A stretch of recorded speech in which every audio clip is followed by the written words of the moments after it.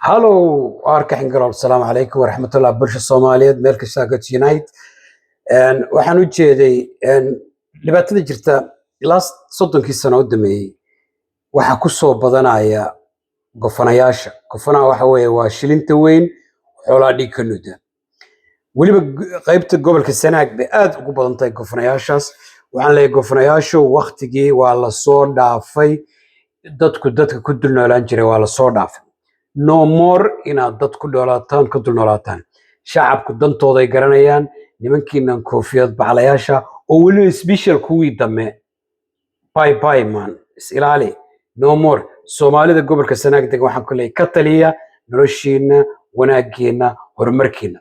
Fiiri wadada ceel daahir 35 sano ay taale warshadii la asqoray 35 taale. Fiiri magaalada la yiraahdo Carmale 10 sano ma jirto. haddii qof 10 sano ma jirto waxa meel kasta dhakhtarada u waaweyn baa la geeyaa. Are you crazy? waxa ma fahmaysid miyaadi baran qofka gabadha ku lugta kaga jibta ama xabada loogu dhufto isla maanta waxa loola cararaya Carmalo 10 year jirta. Come on ya maskaxdu waa inay kacda.